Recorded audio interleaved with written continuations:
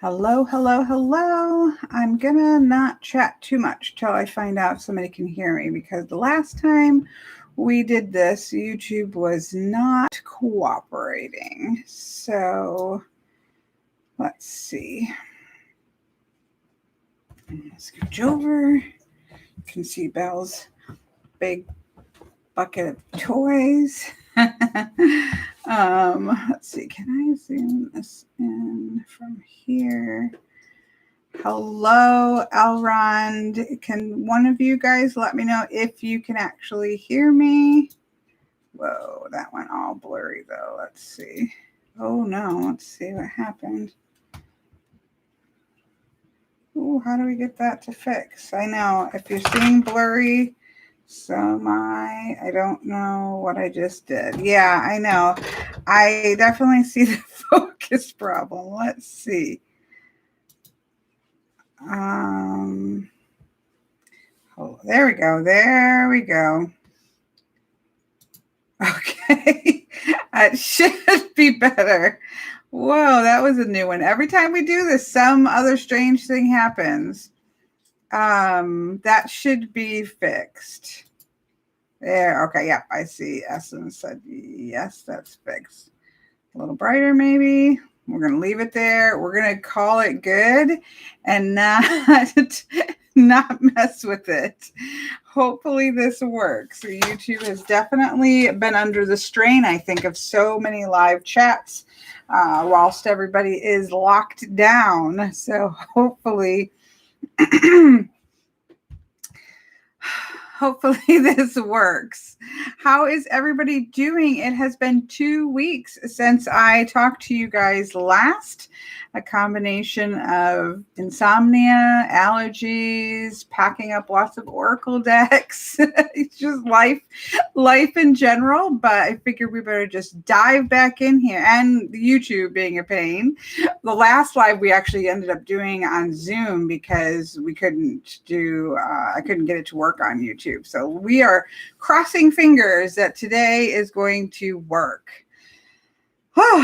We shall see. Hello, Wendy. I see everybody popping in. It's so good. I didn't even post the time or anything because I thought, we'll see. And then Elron was like, are you going live? I'm like, yes, I'm going live at noon.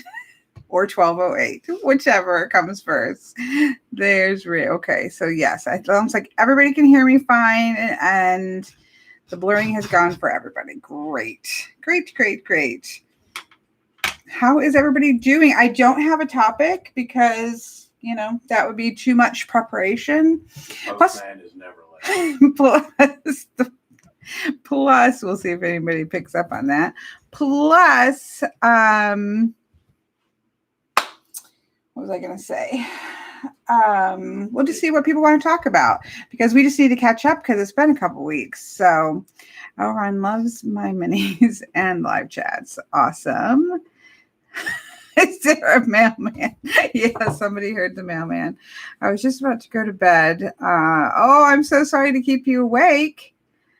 The mailman. The postman is eating a sandwich. I'm getting ready to post a video where I rave. I'll send me a link. I would love to see it. That's awesome. Thank you. Are you excited? You should be sleeping. I'm so sorry. Do not know how to pronunciate your name. So I don't want to slaughter it. To me, it kind of looks like maybe chroma or chrome something, but I know that is not correct. But hello and welcome. Matthew is he's already been up all night. Oh no. Hello to you in Arizona, Cuddle Books. How are you faring? How is everybody faring in isolation mode? Is anybody else sick of their cooking or sick of their own company or The mail. No, we're never sick of the mailman. Is anybody sick of Amazon not shipping in 2 days? That's a problem. We can't even, they don't consider decks to be essential. And so that's being put off into sometime in May. Craziness. I feel like we should say, look, let's take care of this person right here. There we go. I think I took care of that. Yep. And the trolls. No, we're not. Remember, we are not going to talk ill of trolls. So the people who don't have anything better to do with their time are going to come out, apparently. Hello, Miss Molly. Chromogenic. Oh, I see what you did there. A little fancy there. You know, that type of like spelling out pronunciations don't work for me whatsoever. Like when I go to like how to pronounce something, and it shows it spelled out phonetically like that. That doesn't do me any good. Does that help you guys? Because it does not help me. I just look at that and think, what in the heck? Wendy cut off her hair really short and now two-tone, trying to keep it like that. Her husband did it. Yeah, I think a lot of people are struggling under the no hair salons. Because I'm in the midst of growing out, it's not so bad, except for that I really do feel like I have either Mrs. Partridge family. Remember the Partridge family?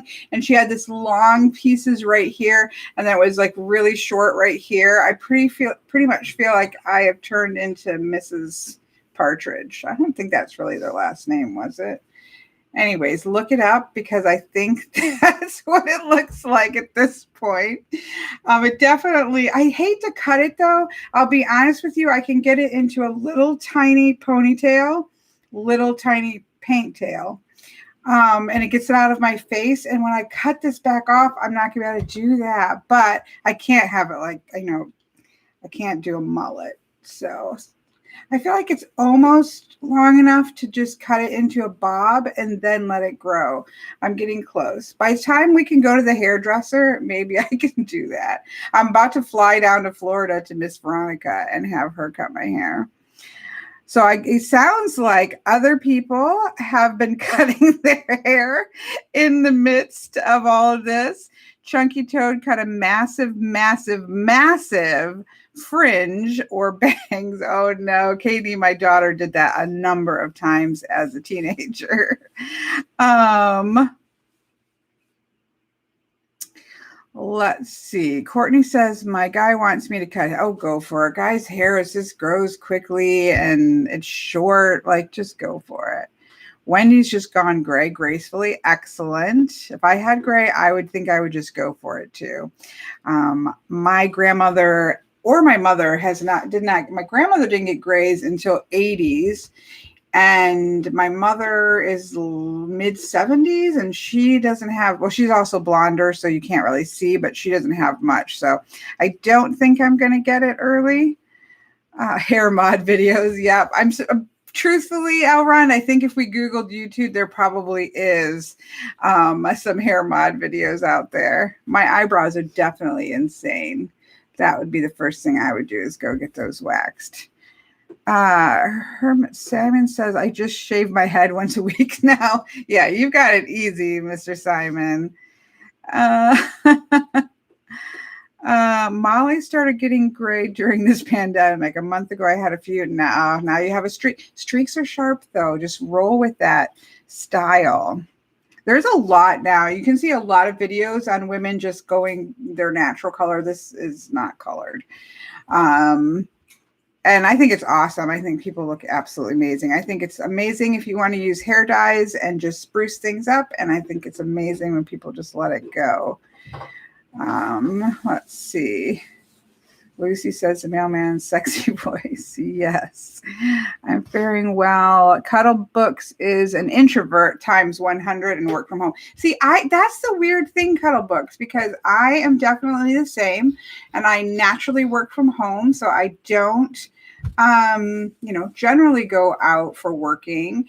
And I still would say it's been, I think, I've talked to people and I think that part of it is just when they say you can't go somewhere. I have two theories. One is I go out a lot more than I think I do and just kind of run around and stuff. And two is that it's that reverse psychology. When you're told like you can't go anywhere, then we all start to struggle with it, even if we're naturally work from home anyways. My daughter does not normally work from home, and she's been working from home, I think, a month now, and she's definitely ready to go back for sure. No hair color, mix of blonde, mid-blonde, dark hair, black at roots. Not sure what color it would be after the cut, but mid-gray and silver is coming. Yeah, it's looking younger. I've seen a lot of people go totally white or that silvery gray, and it looks gorgeous. I think it's harder for people, because my mom says this. She's naturally like a dirty blonde, I guess. But when your hair is blonder, the gray doesn't really show up as gray. It just kind of shows up as murkiness, like your blonde gets murkier, so it doesn't look as good as if you have darker hair in it and it comes in. But I do too. I do love salt and pepper look on people. Simon says the hardest thing for him is staying disciplined throughout the day whilst working from home. Yes, I would say that if people aren't used to working from home, this is the same I found if you're going to college like this, like over the internet, you're taking a online class, like figuring out a schedule and sticking to that schedule. It can be really hard for people when they're not punching the clock or they don't have that office environment. I think found that, I mean, I've just worked from home forever. I did find like in a small apartment like this that I have like stations, like this is like workstation, tarot reading station, art station. Right now, my table looks like throw up station. No, it's got like my sewing machine and stuff for making masks, so that's a mess. And then half of it was box packing. I put out a longer like folding table, and half of it was packing up all of the boxes, and then the other half was sewing machine for masks. So I've got stations all over. But sometimes creating a specific space, that's what I was trying to say.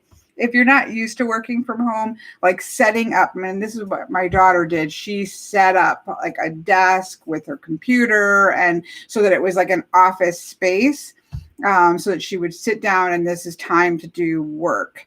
That has helped as well. Blue and purple shampoos will keep your gray hair bright. I think Raven had a good suggestion that makeup was, or said that when you go gray, it's important to have some. It helps to have the makeup like bright things. I found that with pixies as well. When my hair was all the way down to nothing, doing your eyes more bold really helps, because otherwise there's just like, what do you look at? I guess, I don't know. My thought was emphasize the eyes when you have really, really short hair. Essence works from home 50-50 for years now. The major adjustment has been my school-age children. Yes, my niece has children home, and she has a hard time being in the house or lack of, she needs a lot of socialization. So she's really stressful. Plus she's in the third trimester of pregnancy. So add children at home, grade school children at home. Most of the people, she's still working in the office, but most everybody else is working from home. So she's still by herself. She's just in the office. She's really struggling. I think her husband may be struggling even more with her struggling.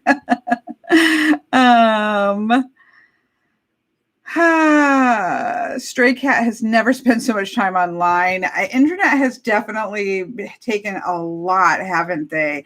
My internet has certainly, I've seen a difference in, lagging and stuff like that since all this, because obviously there's just a lot more people on. Even like World of Warcraft, which I haven't played in a long time, but the last time I was on was fairly not a ton of people. It's like insane with lots of people, because what else are people doing? We're playing World of Warcraft. I missed something. because somebody's saying, oh, that's scary. Let me scroll back. Molly says there's an outbreak at her job at a psychiatric hospital. Oh, that's so scary, isn't it? 25 are sick and 5 are in the hospital. That is so scary. I have an adult child who's medically complex. I'm having to convince. You shouldn't have. Yeah, it's too bad that you're having to convince them, because obviously she's high risk. And so having, that just seems to me like common sense, but the world does not often run on common sense, unfortunately. Stray Cat has never commented or chatted before, but you're finding it supportive. I'm glad that you're finding it. I'm guessing a lot of people that don't normally participate. I've certainly seen a ton more live chats. And because obviously everybody is struggling. My husband had 50 people on Zoom for his networking group. How did it handle it? Zoom does a pretty good job. That's another thing that's really had to step up. I know there were some updates because they were having some hacking into it. I hadn't have any hacking into classes, but they did change it so that like they were forcing passwords and things like that, and letting people into the room. So Zoom has really had to step up for sure. I think they're doing pretty good during the pandemic. Pizza places too. Zoom, the internet, and all of the internets, Zoom and pizza places, I feel like are doing really well during the pandemic. My ticker. Oh, she's back. Oh, she has MS. I'm so glad she did okay then. Elrond is, your Zoom is not for piano lessons. I did see on your Facebook that you were struggling to get the sounds, maybe the sound correct. Like, it's fine for talking. Like, I don't have any issue with that on Zoom, but if you're trying to actually get tones on the piano or singing or something like that, is probably not so great. It works great for me. Stray Cat has watched tons of my videos, but never felt brave. I'm glad you felt brave enough today. We don't bite here. We have a couple irritating humans that sometimes come on, but other than that, everybody's very polite. So don't worry about saying something. Snail mail has been flipped on its back, essentially idling on its shell. Yes. Deck deliveries are, I had a mixed, I was kind of surprised because I had a week before everything shut down, at least in the US. I'm not in other places, but in the US, I did my pre-order launch and, not knowing everything was going to shut down. So once that happened, I tried to order everything early, thinking, okay, this might take crazy amount of time, and actually got the decks in before the pre-order was up. But I have to say, I've had mixed, some people have gotten them really fast. Even overseas, I was surprised. Somebody got it in 5 days, and I cannot remember what country they were in, but it was overseas, and then of course, other people, it's sitting in customs. I ordered a deck beginning of April, from Australia. So this was before in the US anything had shut down for sure. And it's been stuck in the ocean, essentially, apparently, because it's left Sydney on April 4th. I don't know what the date is today, the 26th. It left Sydney, I think, on the 4th, but it hasn't, and it's just been sitting there in no man's land, but it hasn't shown it arriving at.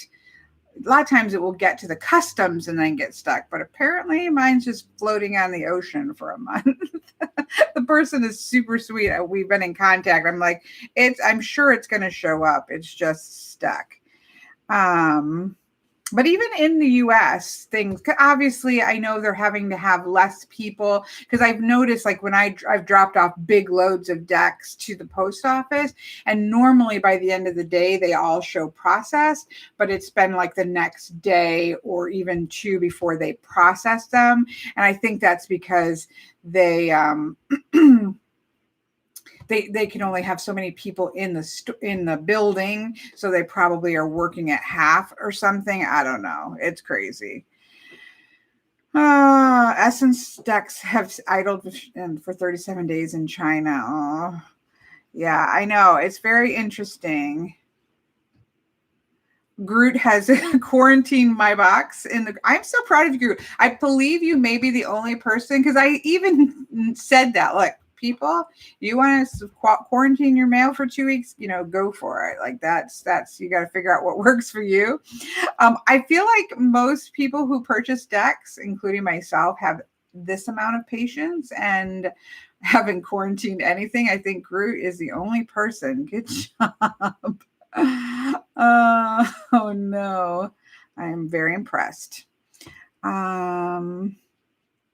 Jen is listening while getting ready. Let's see, I'm scrolling back here. I always miss things. Jen got her tokens in decks pretty quickly. Yeah, in the US, it's gone fairly well. There's been a couple things that have slowed down. I was surprised. Somebody just said they were in New Jersey, I think, and got it quickly, because New Jersey's the one I've seen get held up a little bit more. New Jersey. Al says, don't we just have to be careful about the outer package? Wash hands after opening and throwing them outside, and stuff should be. Yes, I agree, but who knows? We don't know anything, do we, Al? So I think some people are just being extra careful and just letting everything sit out. I haven't let anything sit from Amazon or Jerry's Artorama for art things, so I have no patience. I ordered Terra Date. I don't know how to say that. O-R-O-R. I have that. Miss Anna Teresa sent that to me. I think, is this what you're talking about, Chris? She made me a gorgeous bag for it, which is like perfectly fitted to it. But I think she makes bags on her Etsy shop. Because if I made a bag to put a deck in like this, it would not be so perfectly suited exactly to fit. Let's see. I think this is what you guys are talking about. This one? I know we're going to get some glare here. There are new backs. I saw Simon's the thumbnail for it, and it looked like different backs on it. It's really beautiful. I love the color. Obviously, I love pip decks, so it's obviously a pip deck. It looks like almost like pastels. I'm kind of guessing the art is, it kind of looks like pastels to me, but it could be oil or acrylics or something like that. I mean, but the pips are just gorgeous. They are probably one of my favorite pips. Here's the Hermit. But I don't know how to say the name. I slaughter it every time. Simon, you just repeated it spelled the same way. That doesn't help me. I don't know how to say it correctly. Watch Simon's video if you want to see how to say it correctly. It's acrylics. Okay, Simon says it's acrylics. I'm telling you, if you look, I'm going to message them and say, are there any pastels in there? Because there's something about some of it that really looks pastel-y. Oh, Ozarks. Oh, that's how you say it, is Ozark? A-U-X-A-R-C-S. Ozarks. Interesting. This is why don't ever come to me for pronunciation of foreign languages. But anyways, it's absolutely beautiful. Really, really gorgeous. It's a very traditional looking Marseille style. Oh, look at this tower. That's a gorgeous tower. I love the feet coming out of the window. You've got to appreciate historical base decks, because there's so much more human. There's less humans. There is so much more humor in traditional style decks. You just have to look for the little little quirky things that are in them. Lori LePage lives in the Ozarks. Oh. Oh, okay. So so it's not actually, she just was being funny. I gotcha. Very clever. Very clever. A lot of people are saying the deck purchasing has been strong in the quarantine. I have definitely heard that in my Lenormand class. a couple of the weeks have just been at the end of class, like looking at what people have gotten in from their purchases. I don't think Jamie's on here, but she has worked hard at the purchasing as many decks as she could during quarantine. I watched a couple of the episodes of Ozark, maybe one or two, not enough to really get into it to know if I'm going to like it. It didn't hook me so much that I was like, oh my goodness, I have to watch more of these. So I don't know about that one yet. I know there's a bunch of people who watch my live chat who love the Penny Dreadful. What are we thinking about the trailer to the new Penny Dreadful? Not with our favorite people in it. This is, I'm assuming, in the future. I think it was like 30 some years in the future, but I can't say that for sure. Simon watched all 3 seasons of Ozark in 7 days while off work. I believe there's been a lot of binge watching for sure of television. We are totally caught up on The Walking Dead now. And it's terrible because The Walking Dead, the very final episode, was in production when I guess California probably did their lockdown. So now we just have to wait. And I just feel like they are going to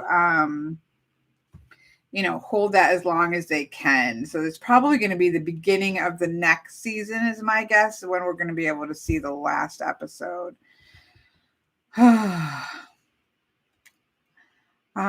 Chris said there is a link to the Ozark's artist's website where she put up a short blog discussing her deck and how to use it. Oh, okay, there you go. I mean, it's a great pip deck. So you can also just use it as you use your pip decks. 2 episodes are missing. Oh no! From which one? Kristen says 2 episodes are missing from playback, and she missed 2 major moments. Don't say what those moments are. We do not spoil anything. We try very hard here not to spoil. Hello, Lucy. Of The Walking Dead, you're missing 2. Oh yeah, there's a lot of moments, huh? That could not be good to miss. Let's see. Tammy says, any recommendations for best animal tarot decks? Oh, Miss Tammy. Animal tarot decks are one of those things that I put under the category of hope springs eternal, because I feel like I have a lot of them because I love animal decks. I am let's qualify this. Almost every time I get an animal tarot deck, by the time I finish it, finish looking through it, I always think it would have worked better as an oracle deck, because I think that if it's for animal spirit energy or animal totems or whatever you want to call that, then the animal energy or how they keyword the animal can get just kind of squashed into the tarot card meaning. And then the opposite, the other way around is, then it's, the tarot meaning is trying to get squashed into the animal. And it almost feels like, pre-existing art, even though many of the decks are art created for the tarot deck, it has that feel of trying to cram a circle into a square.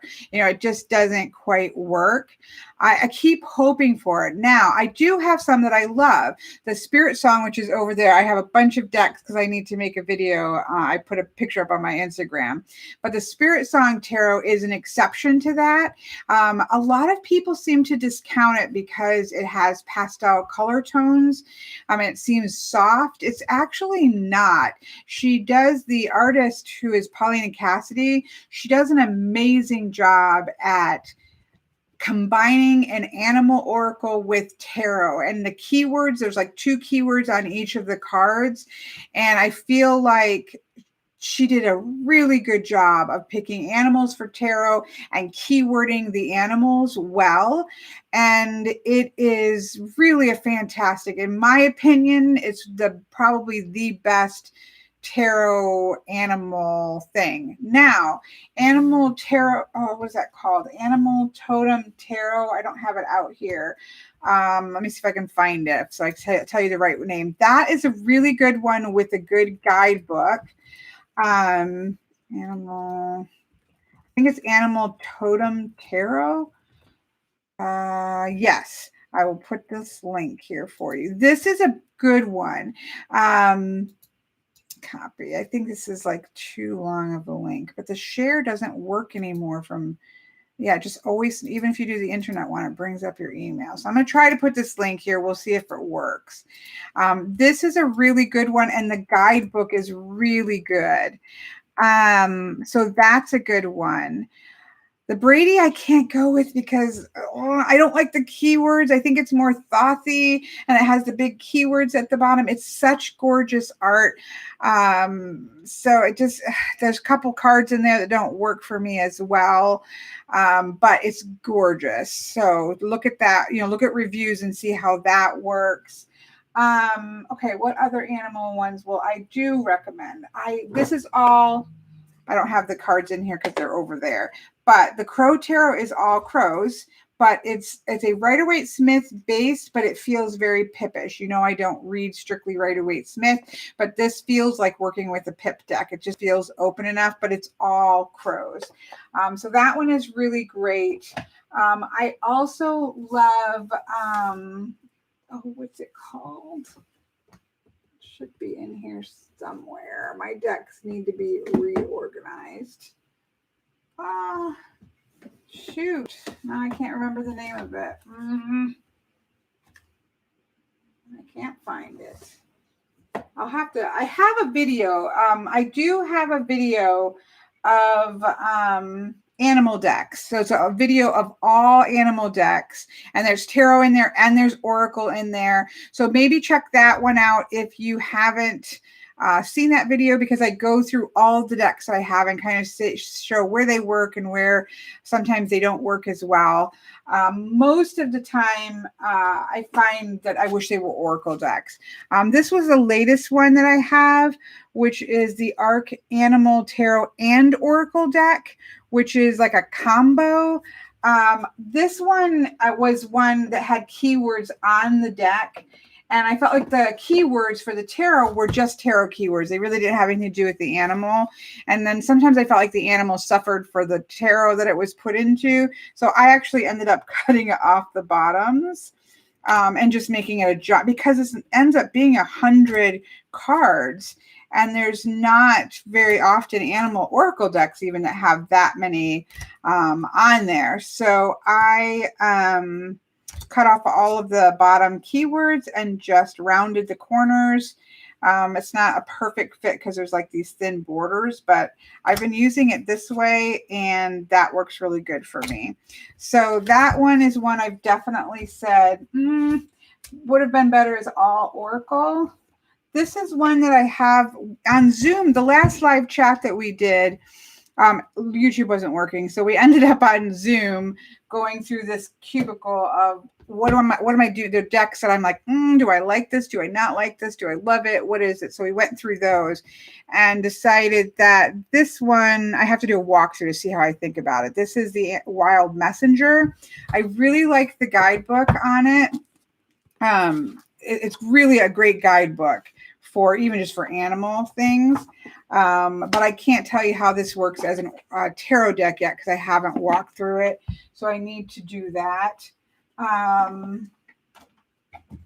wish I could remember the name of, it's all like white and it should be in this cubicle. My cubicles are a bit of a mess at the moment. But watch that video of animal decks. If you just go to my YouTube channel and search like animal decks, you'll see there's a whole video going through all my animal decks, and hopefully that will help. But my favorite, so far, the absolute best animal one for merging the two together, I do believe, is Spirit Song Tarot. Don't let the pastel colors fool you. It's it's a really well reading deck, and I'm not sure why the pastels put people off so much, but it does, and it's beautiful. So give that a try if you really like.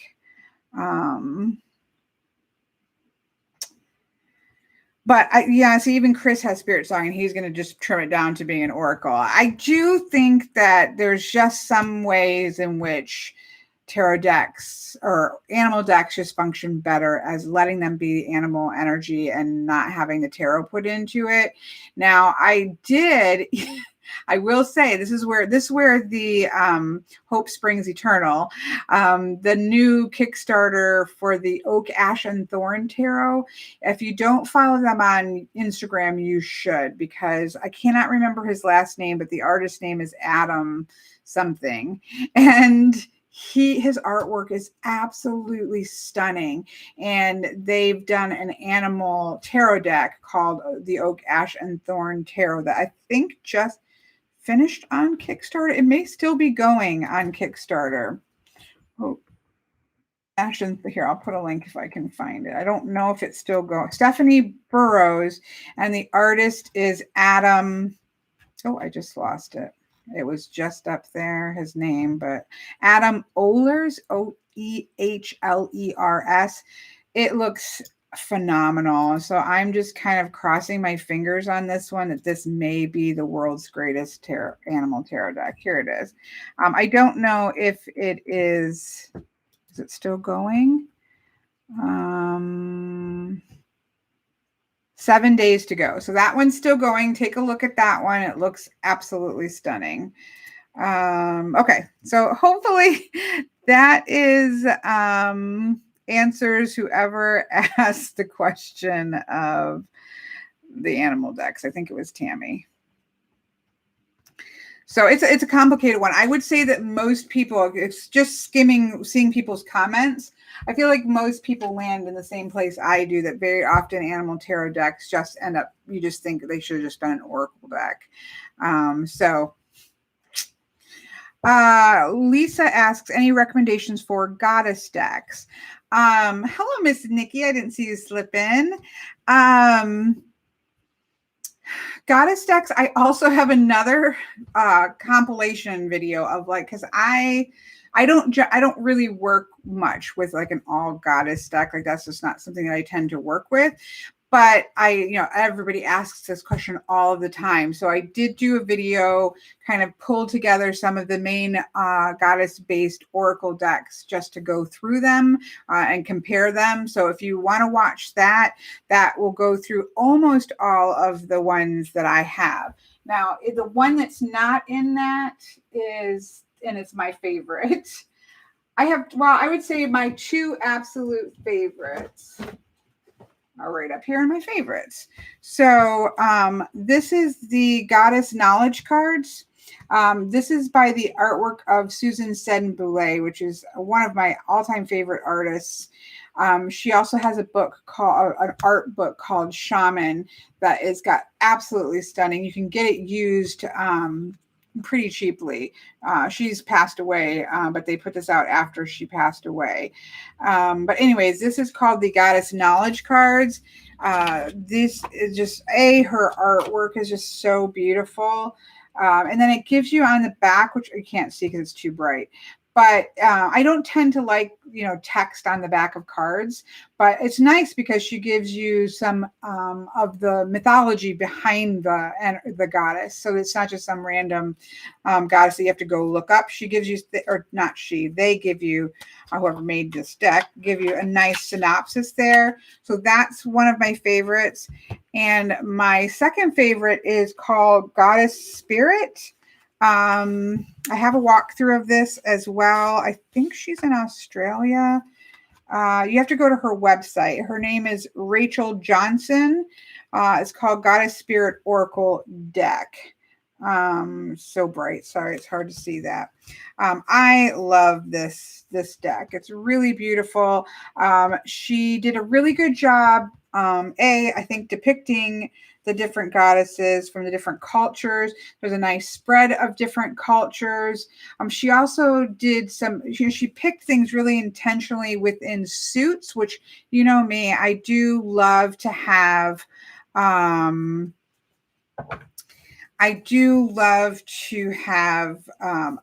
degree of a system in an oracle deck, because it does show some intention into who out of the, there's so many gods and goddesses across all the different mythological cycles. So why somebody chooses particular ones and how they fit into the suits, I think makes a deck into something that's a little more extra special. And I've told this artist, like, if she had added Anya, which is a Irish goddess in my family lineage, she was a fairy queen, but she follows under that. But this would have been a perfect deck. It's too bright to see, but I love the depiction of Kuan Yin, which I feel like often isn't depicted well, and it's absolutely beautiful. But I do have a walkthrough of this on my YouTube channel so that you can see them closer. But this is currently, those two goddess decks are my favorites. But other than this one, you can watch that video and I compare them and we kind of talk about what they do well, what they maybe don't do so well. And maybe that will help you pick, because a lot of people ask me that question. And so that helps, or I hope that helps. That's why I did a video compilation like that, so we could just kind of try to figure it out. It's like animal decks, to be honest. There's never going to be a perfect one, right? Because there's always going to be like, oh, well, it doesn't have this animal in it, or, oh, it doesn't have this goddess or this god or this, whatever the theme of the deck is. Like, we all have those ones that we really want to see in a deck, and not, you can't have every single goddess or god or hero from the different mythologies in one deck. And so it's always going to be hit or miss whether they have those ones that you really want in the deck. But those are my two favorites. That is my second. Yeah, that would be my third. Nikki is saying let me see if I can get this link as well. Thank you for reminding me of that one, Miss Nikki, because that would probably be my third favorite. That's in the video. So if you're wanting to look at that one's in that compilation video. But I would say what I probably said at the end of all of these, the compilation videos of the goddess decks, that, none of the guidebooks, are going to give you everything that you need. They're really giving you kind of keywords. They're giving you a little cue into the mythologies. But I do think that it's on the person using the deck to really research the mythological cycles of the goddesses or gods or whatever the heroes from, like, Norse heroes and things. Like, really do your end of the work. If it's something that you want to work with, you're going to have to dig a little bit deeper than almost all of the guidebooks. I don't think there was any guidebook that I was like, oh, wow, like, this is an amazing guidebook that has, like, everything that you need to kind of at least know what were the stories surrounding it, because you need to know those stories to kind of figure out how you would interpret a particular card. So I do think it's on the person doing it to do a little more work, because they're not going to find it all in one little guidebook for a deck. Same thing with animals, right? Most of the time, animal decks, they give you a couple keywords. Animals are pretty easy. Like, if you just research the animal itself, right? How does the animal itself act in nature?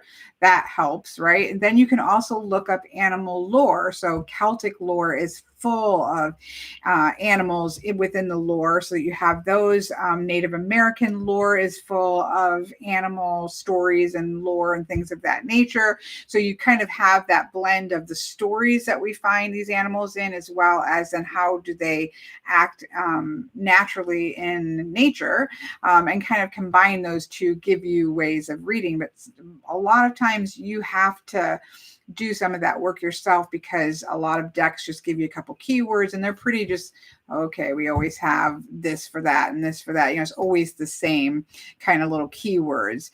And so if you want to dig a little bit deeper, you're going to have to do a little bit of the legwork. And I actually recommend for animals, people ask me this about crystals as well.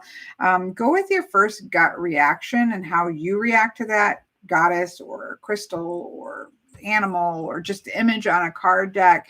Go with that first and then dive in, because your reaction to that is really important as well.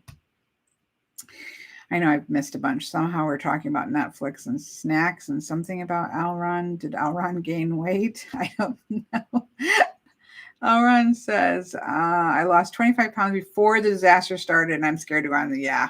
I think everybody in the world is a little bit nervous to go onto the scale for sure.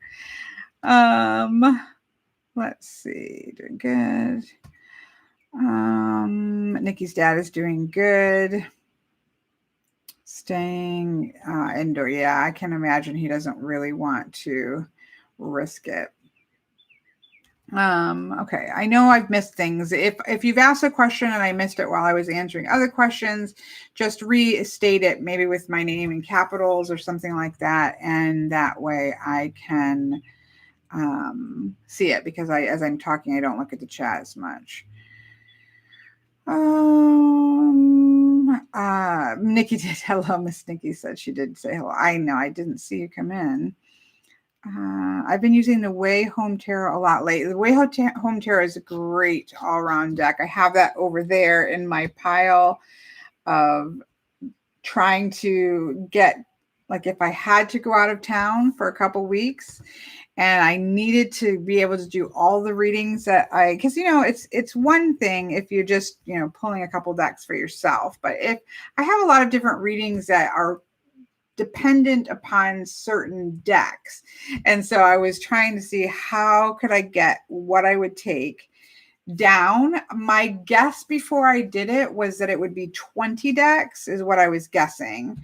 But I think I had it down to 14 decks plus a rune set and my journey token set, of course. So cast a couple casting there. I don't know. I'm going to do a video on it. It's all on my table. I've got a couple more that are like, oh, how can I need to get this one in as well. So we'll see. We shall see what I actually end up getting it down to. But it's kind of fun just to see, all right, how low because everybody's like, oh, I would just take one tarot deck and be done. Now, I did decide, which I've talked about this before, if I had to, what is that called? A go bag? Where did that other deck go? If I literally, like, it was an emergency crisis. I don't know where that deck went. I've got decks. Oh, there it is. If it was an emergency crisis and it was literally like a journey tokens, can you please explain the difference between the different cycles? I probably won't in live chat, Mr. Alron, though. Thank you for asking that good question. I have a video that goes through the different cycles. So I don't want to kind of reiterate that all here because that would take a while.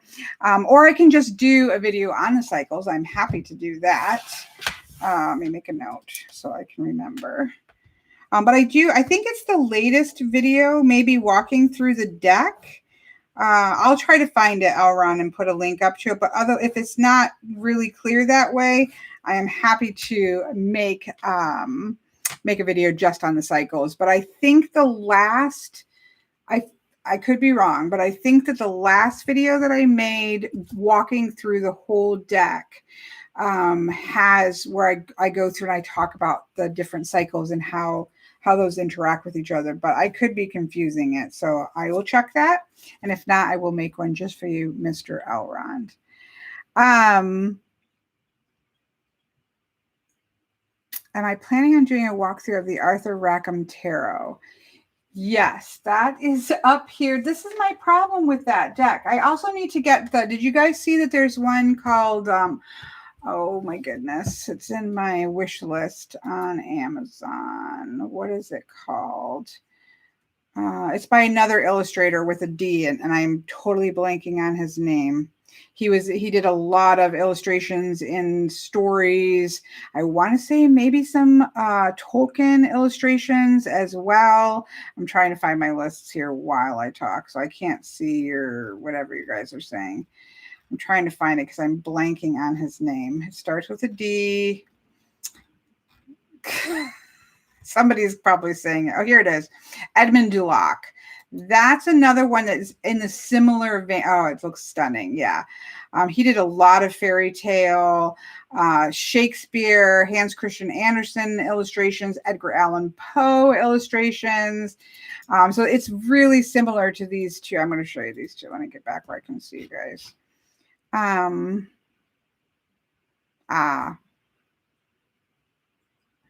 you read definition.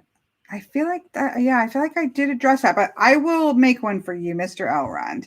Yes, I don't want to duplicate like more, the same things that I said in the other video. So I'll rewatch that one, but I'm happy to do one on just that because that is definitely an important topic and something I actually love about it. So I will make sure to do that. But that to me is more than the scope of the live chat. So I don't want to, that would take me a good hour by itself. John Bauer Tarot, you all know, is one of my all-time favorite decks. If I could just save a couple decks, this would definitely be in the pile. So this is the artwork of John Bauer. The Rackham Tarot, which is what the question was about, is, of course, again, the illustration art of Arthur Rackham, who also did many beautiful fairy tale. He did the ring cycle images and things like that. So the problem is I fell so much in love with the John Bauer. Like this is one of my absolute favorite tarot decks that I haven't really gotten into this one too much. And the other reason is because I have a Rackham Oracle deck that I really love. And so I haven't done a walkthrough of this and I haven't really used it. And generally it's because I haven't done a walkthrough. Like I need to do a walkthrough generally before it kind of clicks into place.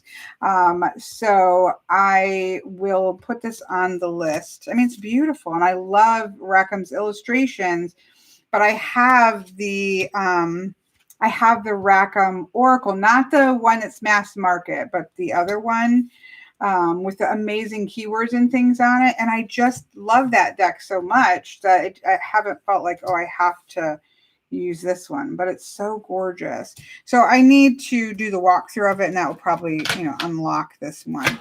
But that other one, did I end up putting a link in? Let me see.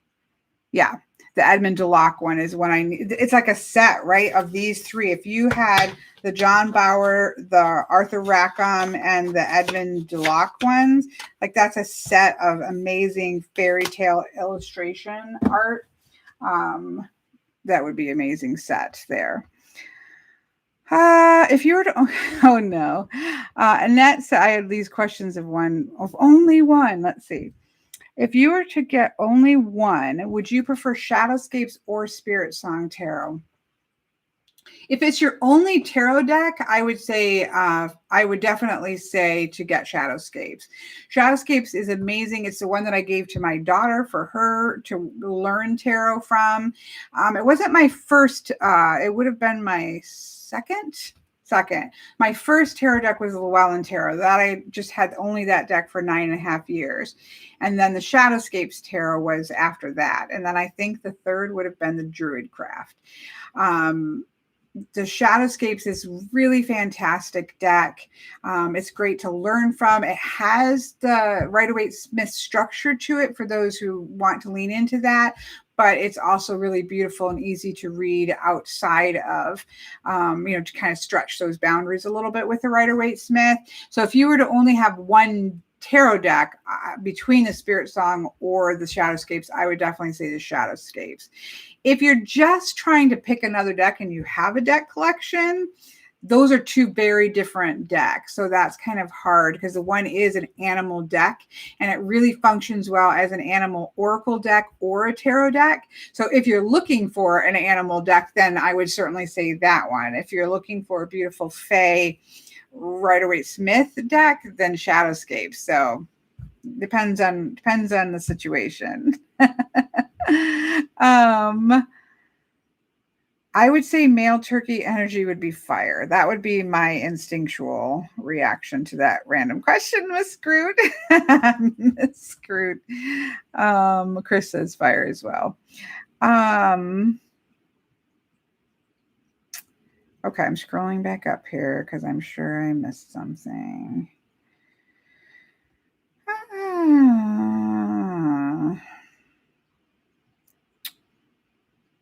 Did anyone else back to Divine and play Rider-Waite-Smith? Chris, that is a cool. It's like a playing card deck, but then it has the majors too. I didn't, only because it's just a strict like Rider-Waite-Smith imagery. So you know me, that's not my thing. Don't throw things at me, Simon. No, he doesn't care. So I didn't. I was tempted. I kept going back and looking at it, but basically, I feel like it's which is over there. Oh no, it's right here. I feel like it's like the Rider-Waite-Smith version of the Arcana Tarot playing cards. And, you know, I'm going to lean to the Pip versus Rider-Waite-Smith images. So I didn't, but I think the concept is really cool. I recently repurchased the first deck I worked with as a teen, the Renaissance Tarot by Brian Williams. I've not heard of that.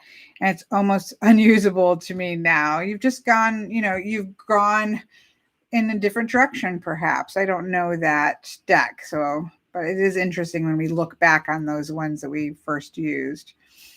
Yes, I do too. Patsy says that she loves the look of the new deck coming out from Julia Jeffrey. I follow her on Facebook, and the images look stunning.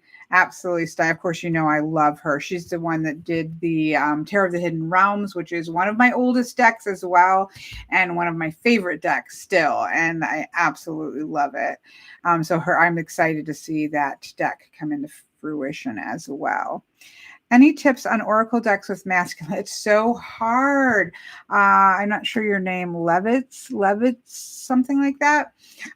It is really hard to find oracle decks with at least a balance of masculine energy in it, if not, a lot. Unfortunately, a lot of oracle decks are circle around the feminine, divine, and those types of things. One of the ones that's balanced, I actually have over here. This one is quite balanced. This is called The Angels and Ancestors Oracle Cards by Kyle Gray.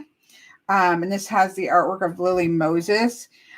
This is one of my favorite oracle decks. It's the only, I have a couple oracle decks over there in my kind of what I would take if I had to reduce everything down. And this one is in here. And it's quite balanced. There's lots of sets of male and female sets in all of this from different cultures and things like that. Yes. Thank you, Elrond, as being my cheerleader. I appreciate it. Journey tokens, very balanced, but that's because there are no people in it. Where she was actually looking for masculine, or he or she, I'm sorry, was looking for masculine energy in oracle decks. I didn't have people at all in my oracle deck, so it's a little easier. But this one is quite balanced between the two. I think I counted them out in the walkthrough, but there's lots of male-female sets. So it really has a balanced feel to it.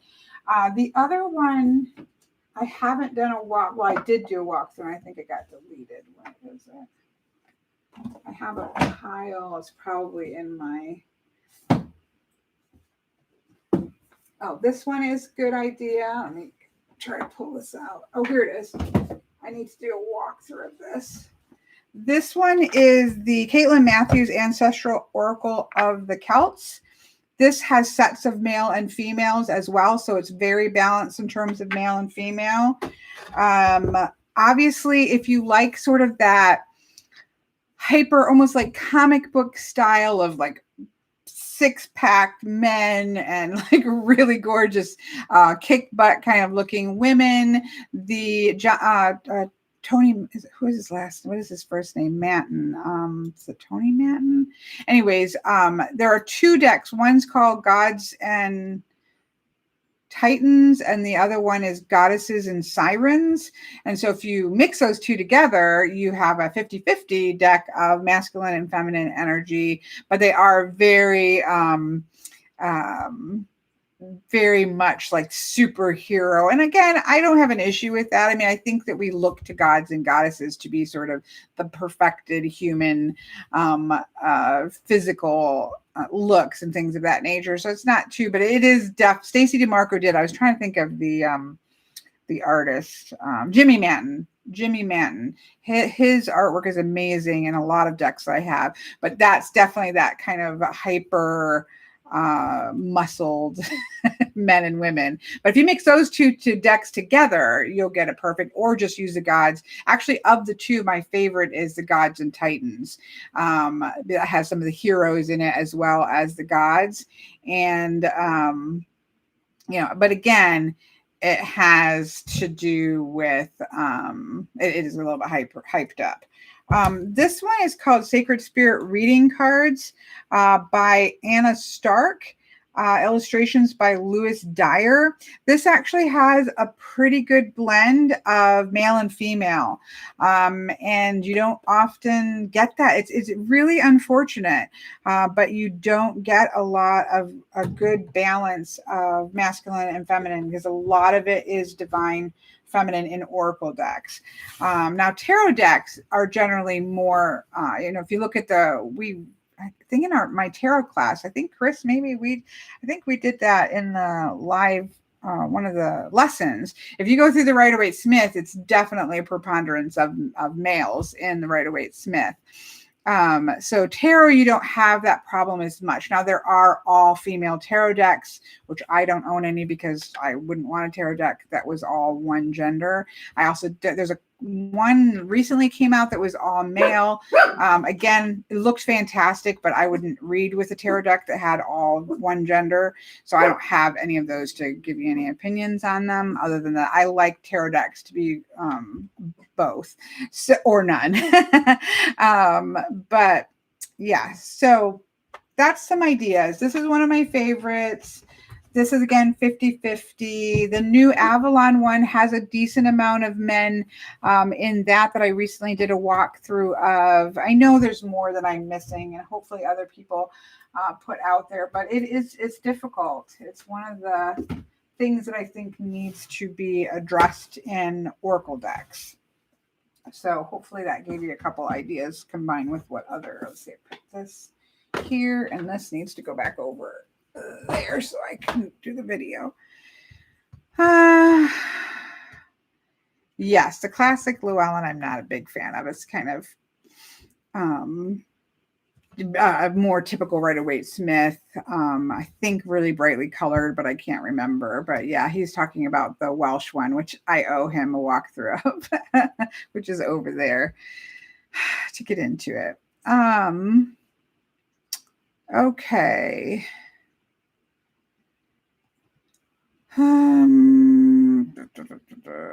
About neutrality. Yeah, neutral decks are probably even harder to find, because I think they just mostly, although again, I do think that the angels and ancestors is pretty 50-50.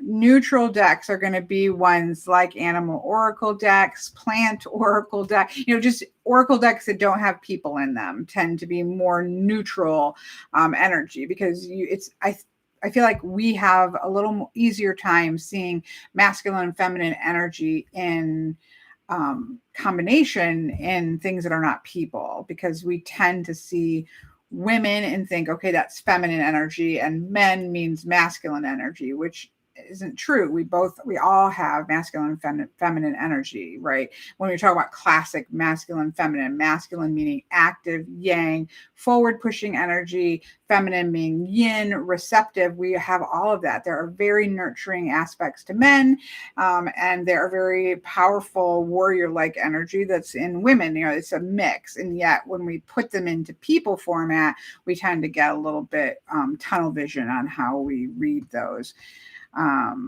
So neutral decks tend to just not, good neutral decks tend to just not have people in them, unfortunately.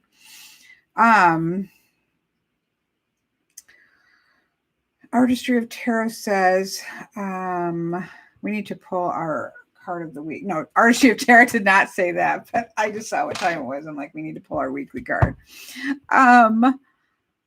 Oh, wait, I'm losing her question. Artistry of Tarot says, have you looked at the Oracle of Nature by Tarot Oracle? I'm not sure. Let me search Google. We'll see. Oracle of Nature by Tarot Oracle. I'll put a link up if I find it, but Echoes. Is it Echo? I bet it's this Echoes of Nature. Looks like an animal. Photograph deck. I don't tend to do photograph decks, but I could be 72 cards, which is really nice. Oh no, it looks like she's just an amazing color pencilist. Wow. That is awesome. Look at those sweet little cats. This looks like an animal deck. I have not seen this. I'll favorite it. I'll put a link up right here if this is the one you're talking about. I'll put a link for other people. I know it looks like, well, they're colored pencils, which is amazing. You know, the one that I've seen that was was just beautiful like that was the plant one. Herb Crafters Tarot. I want to get the name right.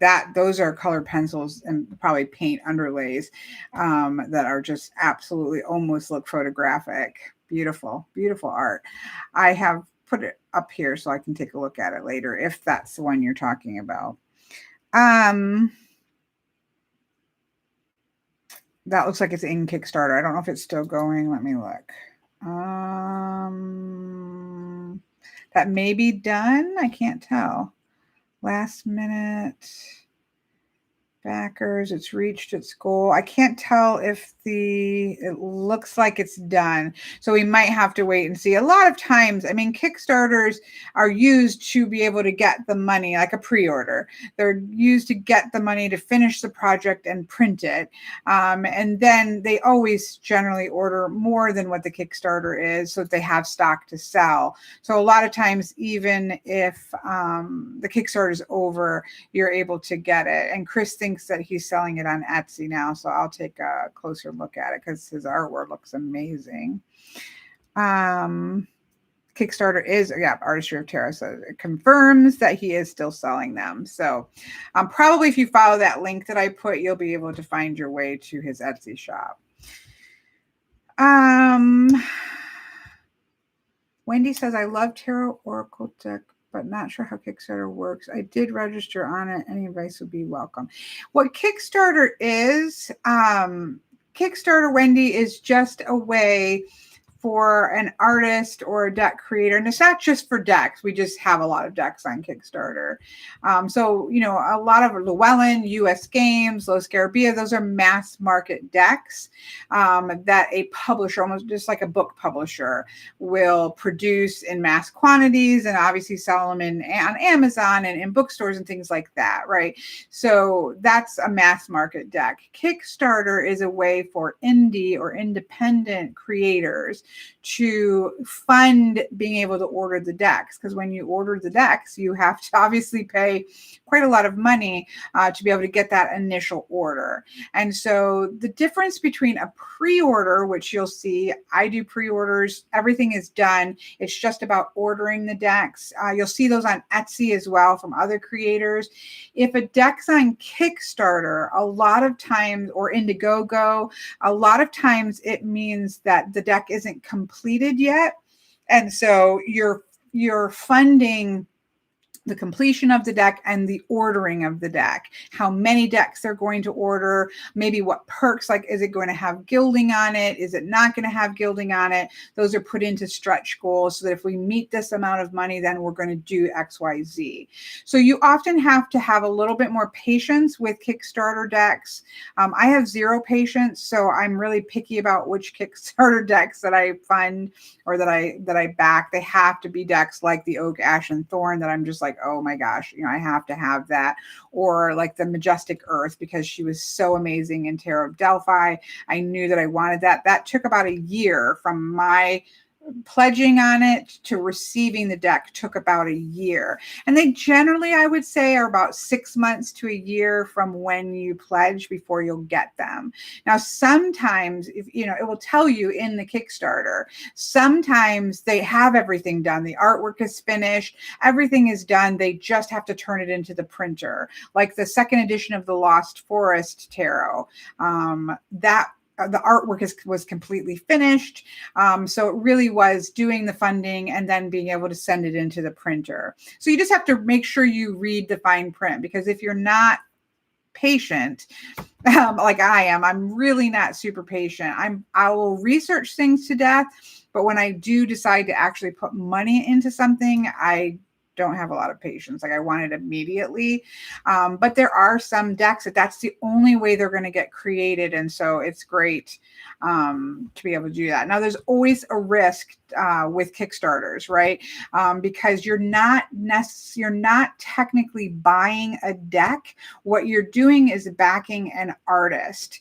And so if the deck falls through, like it goes through, they get all of the money, but for whatever reason, they just don't finish the artwork and it just never gets completed, you're just out the money. I mean, I think people have tried to fight it through, like if you pay through PayPal or something, but generally by the time you can do that, you're into a year or two. And so it is a bit of a risk in the fact that you aren't buying a deck, you are backing a project. And I think that people sometimes forget that and can get into a little bit of a pickle. So you have to make sure that it's, maybe they've already done decks. So for example, the Majestic Earth, she's already put out a deck. So I knew that we would get it eventually. So I backed that. Or the Lost Forest. I have the first edition. I know that she's already put out a deck through Kickstarter. So, it wasn't much of a risk because I know that she's already done a deck. So, you really do have to be a little bit mindful of that fact. Like, have they already put decks out? Or, what's the likelihood that you're going to actually get the deck? And it's usually pretty high. I would say people who do a lot of Kickstarters probably have a relatively small number that don't end up going through. I've never had that happen, but I'm pretty picky about the decks that I back on Kickstarter. So, but just keep that in mind. You are supporting a project. You are not buying a deck. So, pay attention to that and be careful. But it's a great way to know. Most of those decks would never get done if it wasn't for something for a pre-order or Kickstarter or Indiegogo. It's the only way those decks can be purchased, because it just costs a lot to pre-order, to put the order in to buy a bunch of decks, and most people can't just fund that out of their wallet. So, what are we talking about? Matthew says he's backed 22 decks in the past and 3 are currently. How many would you say out of those, Matthew, that never went through, that you haven't gotten the decks on? I think it's pretty small. I do think that the ratio is pretty small, but to be fair, oftentimes the prices are high, right? So independent decks cost more because they're not mass market. They have to charge more. So obviously if you don't get the deck, it's a little bit more stings the wallet because you've pledged a good chunk of change on it.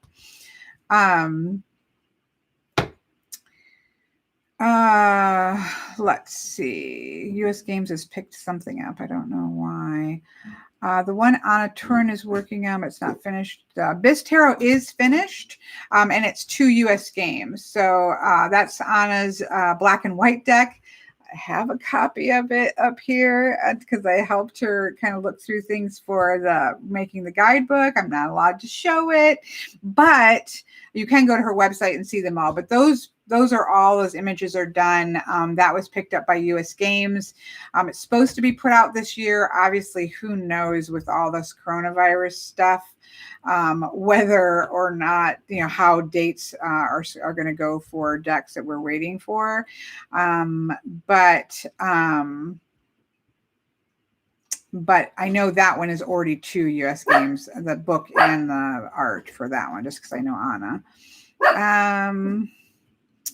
I backed the Blood Moon Terror 2 years ago, and she's extended her deadline, but I think it will be worth. Yeah, I mean, that's the thing. I think, Molly, if the deck isn't finished, I almost never, I want to say never, but I don't want to say never because there could be an exception, but I almost never back a deck that the artwork isn't done, unless I just have another deck of theirs and I know they're going to finish it, because it just means that it's going to be a lot longer and I don't have the patience, and B, it's got a higher likelihood of never being finished, obviously. So I'm not a good person to give odds on Kickstarters and Indiegogo, because I actually don't do them a lot, and generally the artwork is finished when I back them.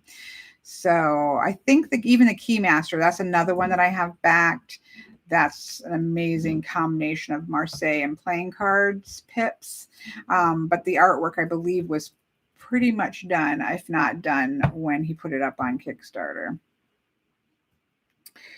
Anna did the artwork, yes, but she's done with her artwork. That she's been done with the Avalon's deck forever, so that's not something Anna can do anything about. She was just the artist. The thing is, unless the artist has shown exceptional forethought, I am just not sure how adequate the deck will be. Having the artwork done is kind of expected. Yeah, I'm the same way, Matthew. But then a lot of people enjoy it. A lot of people, it's like a patronage, as they used to do for artists for centuries, right?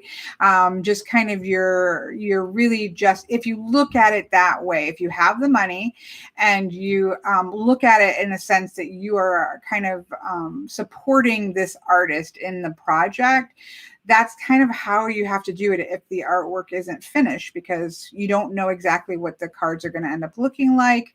A lot of times the major arcanas are done and the minors aren't, and that can be very different. And so that's why I tend to just back the ones that have all the art done. But a lot of people enjoy just watching those decks develop and things like that, and it can be a really neat experience to do that.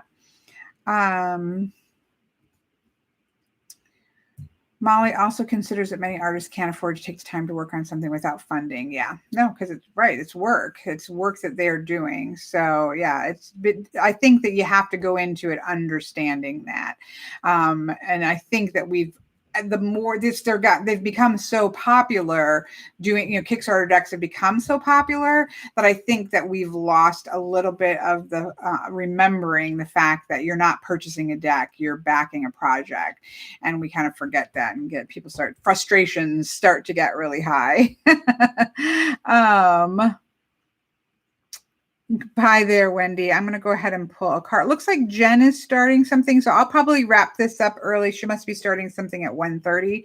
So I will pull our week card and wrap things up that way. I did not look to see what people had coming on live chat. I just jumped on. So we will wrap things up for people who want to jump over there. Just scrolling back to see if I've missed anything.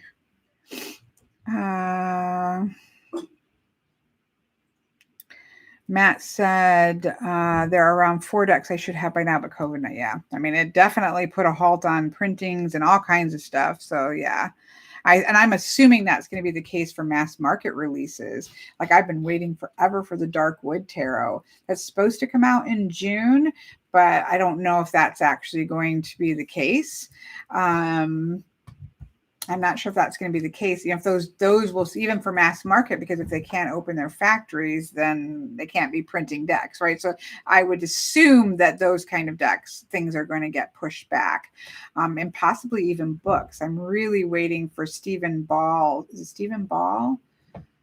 Stephen Ball, who did the Elemental Dice Divination book that I love so much. He has a playing card book coming out that's supposed to come out in June, but I don't even know if that's going to happen. Soren said some decks came out earlier. Yeah, I pushed mine out earlier just because I had no clue what was going to happen. So I definitely ordered mine earlier in the pre-order to try to not have a problem. But sometimes that's not possible because a lot of these Kickstarters, the artwork's not done, so they really couldn't do it. So it's a mess for sure.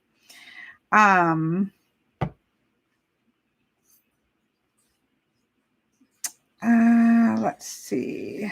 I'm scrolling back. If I missed something, just throw it in there. That was a question about Kickstarter. So yeah, we talked about that.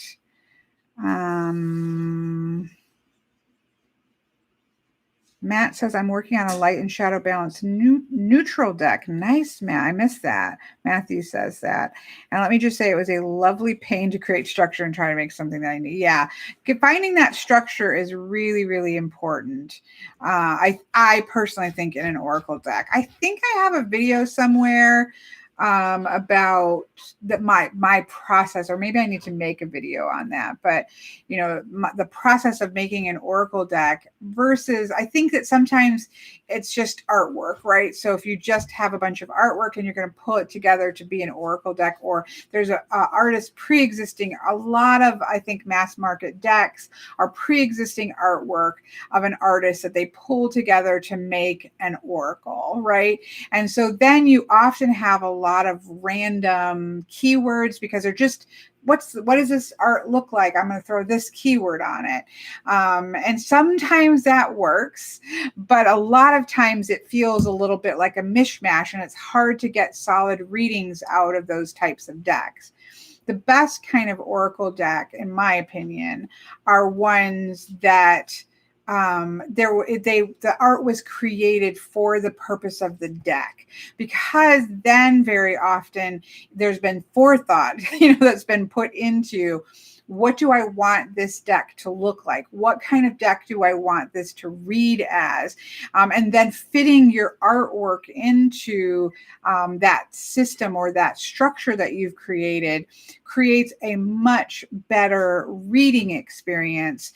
Now, decks that are pre-existing artwork aren't bad for like pulling one card at the end of a tarot reading, where you're just pulling one card. That's just giving you a card of the day. It's giving you a card of the week to sit with.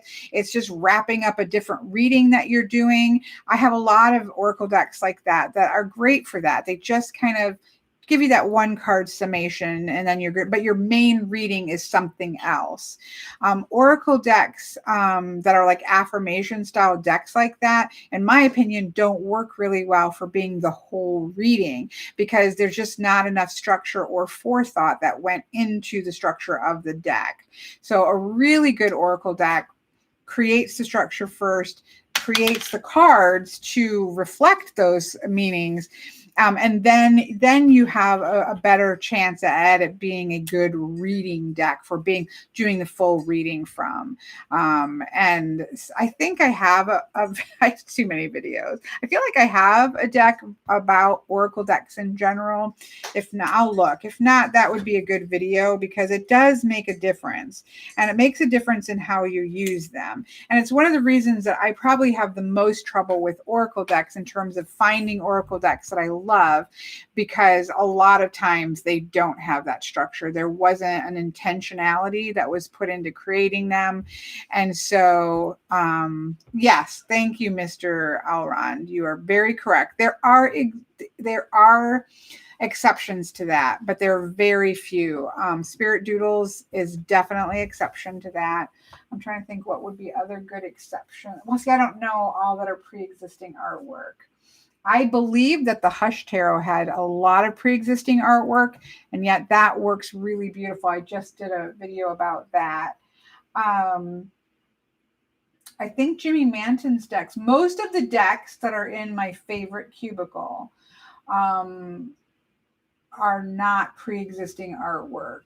So that tells you something, doesn't it? The Spirit Doodles is in there. The Animal Spirits and the Goddess, these are definitely pre-existing artwork, because she passed away before the decks were made, but whoever put the deck together did a really good job at doing that. But for the most part, the Oracle decks that I love do not use pre-existing artwork. And I would even argue with the creator, Elrond, that I don't think that Spirit Doodles is the same thing, because it wasn't pre-existing artwork that you crunched into an oracle. It was the format, it was the way in which you were creating the deck, had that channeling nature to it, but it wasn't that you had a bunch of pre-existing artwork that you threw into an oracle. So that's a little different. Give yourself more credit. Let's see. Yeah, they are definitely, which we talked about, Miss Kaleidoscope. Hello to you, Miss Kaleidoscope. They are definitely necessary. Kickstarters are sometimes that is the only way in which those decks are going to get created, for sure. Or pre-orders are the same concept. You find a lot of pre-orders on like Etsy and things like that. The only difference between most pre-orders and Kickstarters is that most of the pre-orders, the artwork is already finished, but it's just a different way. It's just not using the Kickstarter platform, because the Kickstarter platform gets a percentage of the money, obviously. Let's see. My hubby's in a respiratory fair. He's working a lot of hours. And when he's home, he's quarantined. Oh, no, that must be so hard. Therefore, told me that if I need to online shop, keep it sane. Look, you can't see what you're doing. So I feel like your definition of what shopping is sane shopping versus not sane shopping, that could be loose. That could be loose. Okay, I'm scrolling back. I can't see your fresh ones because I'm making sure. Hello, Miss Jada. She didn't get YouTube notifications. We know are notoriously not good. I think I've hit everything. If I've missed a specific question, feel free to repeat it with either tagging at The Truth and Story, which makes a bright orange thing so that I can see it, or putting it in capital letters so I can see it. That helps. But I think I have, people are talking about The Forager's Daughter looks really amazing. I think that is still left over on, I think she's selling leftover ones on Etsy is my point. That is high on my want list. My friend Larissa, she has it and absolutely loves it. And we tend to like the same decks. And it looks beautiful.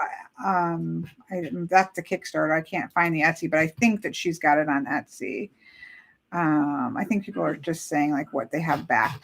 The decks that I have backed on Kickstarter right now, I don't have my phone in front of me. The key master, Chris will know what it's called. The key master one for sure. If you remember on my playing card deck video, one of my all-time favorite playing card decks is called the House of the Rising Spade. And the creator of that playing card deck made a full tarot deck. It's using those court cards from House of the Rising Spade are the same court cards, except for obviously there's going to be an extra one because there's 4 in tarot. So they would have, but they're using the same look of the courts in the tarot, and then the minor or in the courts, and then the minors are obviously gorgeous meldings between playing card and Marseille pips. And then it has, just stunning majors. That I have on Kickstarter. I backed, obviously we talked about the Oak, Ash, and Thorn. I feel like there's another one that's backed, but I can't think of it at the time. I can't think of it. I don't have my phone in front of me, like where it would show me what my backings are. I don't back a lot of them, but bye, Miss Kaleidoscope.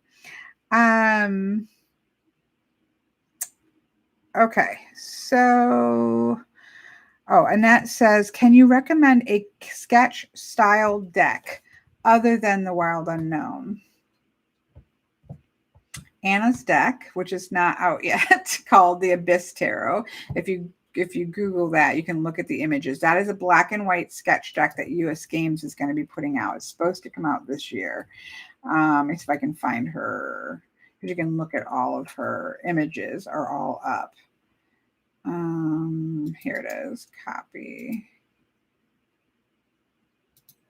That's one that I use a lot just because I have a pre-copy of it.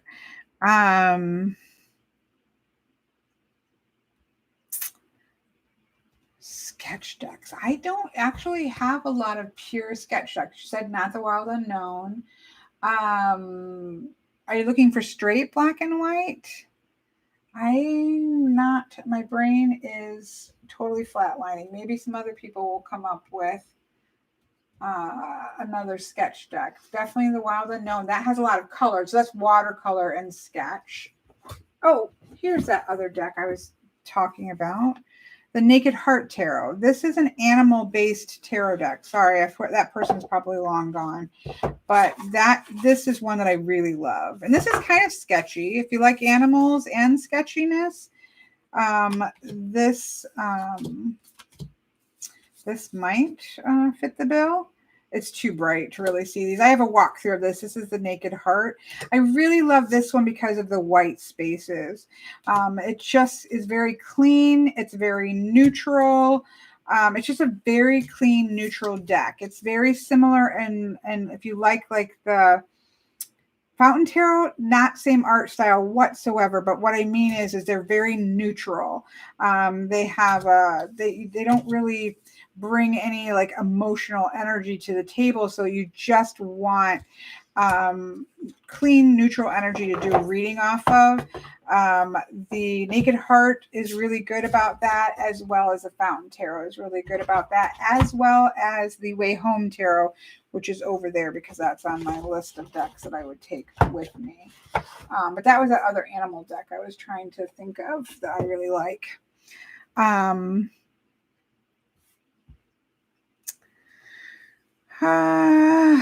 Okay. The Tarot Restless is sketch black and white, but very dark and shadowy, said Matthew. I don't know about that. Neighborhood Arts. What do I have a lot of? Let me see. I'm not sure. There's a conversation going, but I don't know what the context is, so I don't want to jump into it. So if there's something I need to clarify, just maybe somebody succinctly ask me, because I'm not sure what's happening there. All right, I'm not sure what the actual question is. Yes, I do have okay, I think they're talking about pre-existing artwork, I think.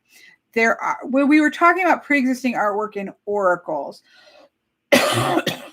I do have a lot of pre-existing artwork in tarot decks, but there are really specific exceptions to what work. And it means that the person doing it has to be really good at curating pre-existing art. Baba Studios, Karen Mahoney is amazing at curating pre-existing artwork into tarot decks. The person who did the Majestic Earth and Tarot of Delphi, which is J.D. Hildegard Hinkle, does an amazing job curating, because that's what I would think of these type of decks as, is they are curating pre-existing artwork. And it's a special skill. Does an amazing job at curating pre-existing artwork.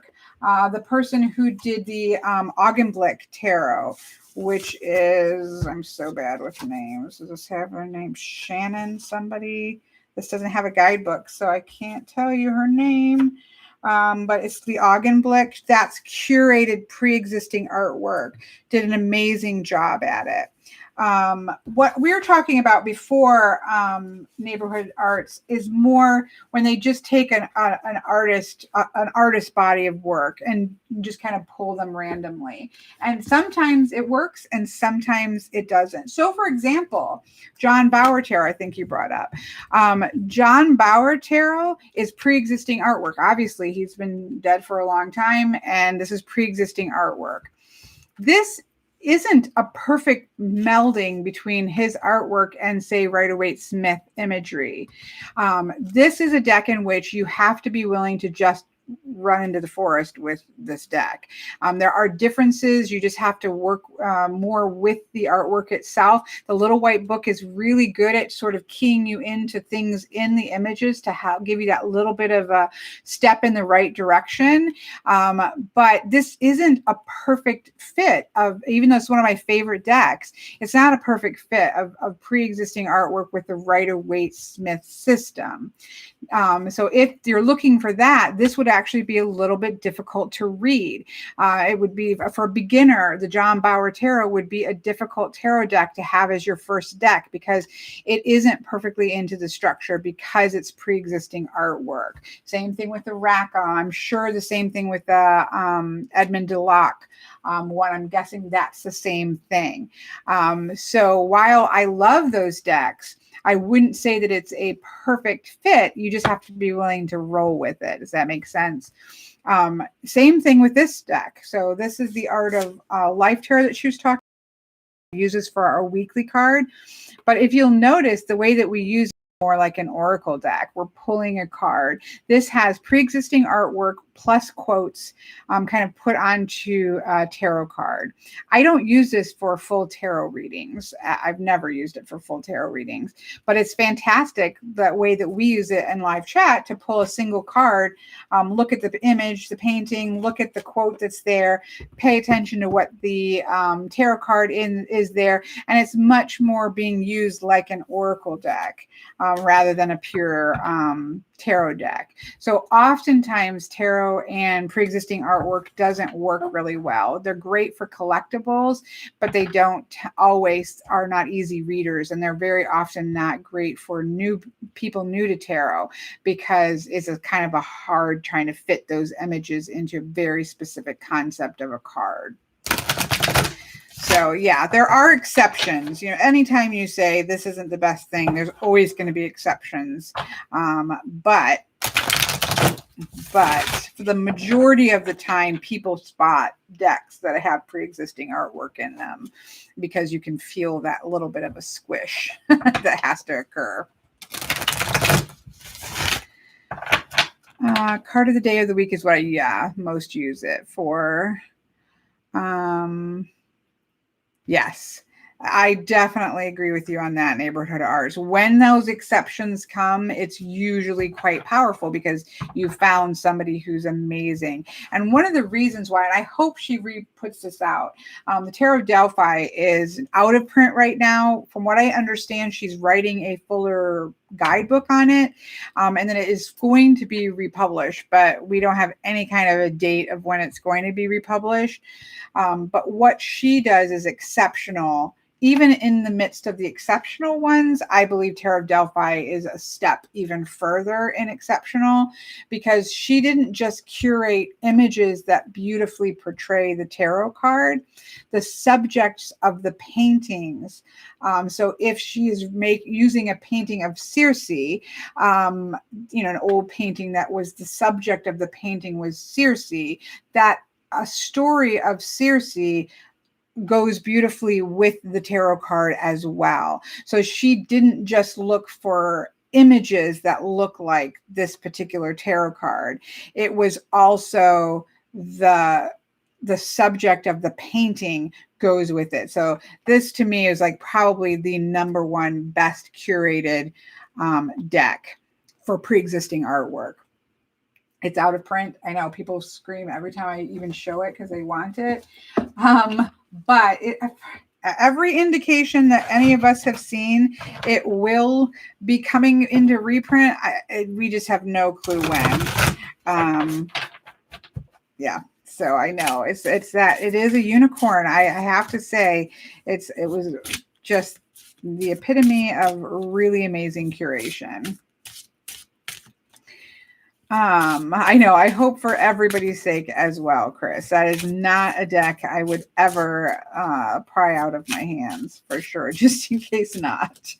But again, Baba Studios does as well. I mean, Karen Mahoney, I think, is amazing. Now, a lot of hers are more collages. She uses old art and kind of collages them together into sort of this Rider-Waite Smith. And that might be why hers end up working really well, because it's not just often one image. It's sometimes a blend of images to get that tarot meaning across really well.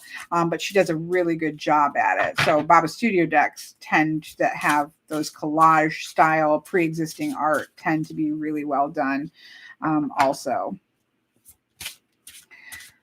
Lucy was lucky to find a Tarot Delphi last year. Congratulations. Congratulations. Okay, let's pull a card of the week, which we haven't had for 2 weeks. Actually, we may not have had one for that Zoom one either, because we had to go over to Zoom. So it's been a hot minute. If you do live chats, you know that we use this deck all the time, which is The Art of Life by Charlene Livingston. It's one of those ones I also have never done a walkthrough of, and I need to, because it's really fantastic. Again, I would say we use this more like an oracle deck, but it's a beautiful, the back is I think Klimt piece of art, and it combines quotes and old art pieces with tarot. Used to be really cheap to pick up. I think we found lately the price on it has gone up. Probably because lots of you guys have purchased it and they're like, oh, wait, there's people interested in this deck. Who knows? I do love the backs of this deck. All right, so let's pull a card for the week. I know there are other live chats people are trying to get to. We have the Five of Pentacles. Oh, this is so, let me turn this off. I know I'm going to probably go dark, but let's just turn that off for a minute so we can see this. I know, I think I drove the prices up on this. I really actually think that's probably what happened, because you used to be able to get this for $12. I feel like Nikki might know. When we first started using it, I feel like we were like, oh, it's so cheap. You can just get it for $12 or under. And then, it started creeping up. There's another deck I think we did that too, which was the Madame Endora's fortune cards that I love so much. That used to be so cheap, but I say all the time how much I love that deck, and I do think people purchased a lot of them, and so now those are more expensive. We're gonna have to like hide these. Okay, so the artwork here is in a cafe of a woman who's drinking absinthe by Edgar Degas. And the quote here is by Matthew Arnold, that is resolved to be thyself and know that he who finds himself loses his misery. So this is an interesting card for us to have for quarantine time, right? Because the Five of Pentacles, all the fives are shake-up numbers. Whatever the stability that we found in the fours gets shook up in the fives. Now, most of the time in the fives, you're going to see that shake-up energy, like fighting. So you see the fighting that goes on in the Five of Swords. In the Five of Wands, you see that competitive, it's fighting, but it's more of a competitive nature in the Five of Wands. But with the Five of Pentacles, it's a lot more about being distance away from society. So the Five of Pentacles you often see in a church, or you'll see a church and there's somebody that's outside of the church. I love the Majestic Earth Five of Pentacles, where you have these two trees and you see this cathedral way off in the distance. I love the ones where you'll see, I think it's in the Darkness of Light Tarot, you see a house, like a really homey house with a, I think I might be wrong. I think it's Darkness of Light, but where you'll see there's like a fireplace, the door's kind of cracked open, but you're outside of it. And so there's that understanding of you've kind of lost yourself outside of connecting to society, we're kind of being forced in that position right now, right?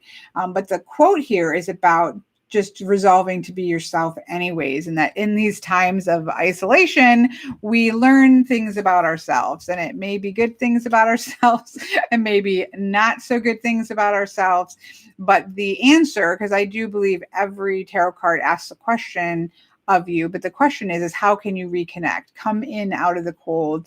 You're going to have to make the effort to connect with the Five of Pentacles, which is where we're all at, right? If we're going to connect to people who aren't in our house, we're going to have to make an effort to stay connected, to keep reaching out in those types of now. There. So I think this is a really interesting card to show up for now. So a lot of people have the Art of Life, and we just all put it up for our weekly card. But if you have another deck, just pull the Five of Pentacles out and have it out as a reminder this week to make the effort to reach out and to connect, to use the time to become more self-aware, but then also make the effort to reconnect.